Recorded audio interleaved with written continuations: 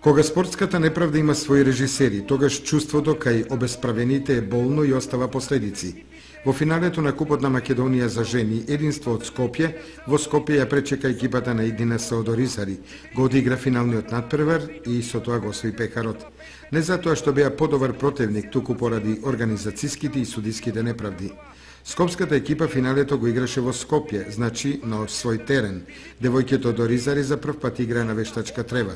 Судиите ја делеа неправдата, како предвреме да знаеја кој ќе биде и победникот. По скопски го игнорираа млатењето по неискусните девојчиња од Оризари.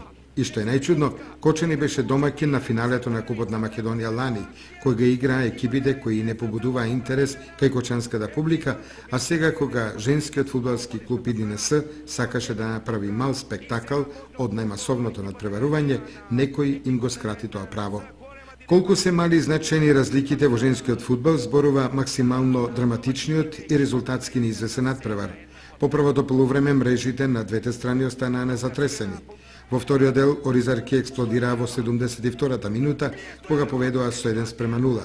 Ја имаа играта под контрола, меѓутоа во 85-та минута стапија на сцена судиите, кои по еден тежок фаул, по кој се повреди една од фудбалерките на ИДНС, тие не ја прекинаа играта, што го искористија себичните скопјанки и вон сите ферплей правила израмнија.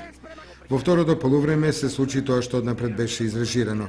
Домакинките постигнаа гол и го освоја купот.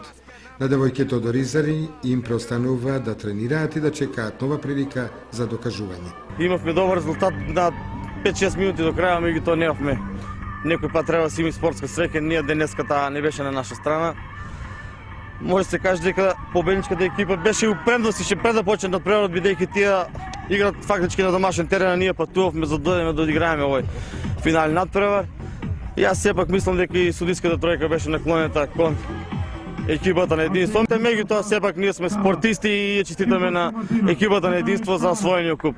А на моите девојки ја мислам дека треба да и се даде уште по една медала, бидејќи се бораа до последните сили. Ние у првенството 2-3 утакмици се ни многу лесно поминавме, ги победиме со поголем гол разлика. Ова утакмица се очекуваше дека ќе биде тешка финале, тука нема фаворит. Очекував дека ќе ни пружат голем отпор, така да и они заводеа. Па моите деца, како викаат, храбрите и среќата ги прати и ние веќе не знаеме за пораз преку 20 утакмици, така да тој победнички дух остана уште во нас. Самиот резултат кажува, значи првите 90 минути резултатот беше нерешен. Игра девојчињата два пати по 15 минути и двете екипи има изедначена, мислам, играта беше, има шанси. Сепак, мислам, со нијанса беа домакините од Скопје, единство и победија со 2:1. Тоа не значи дека можеше се деси и Оризари до последните 5 минути од првото разигрување воде.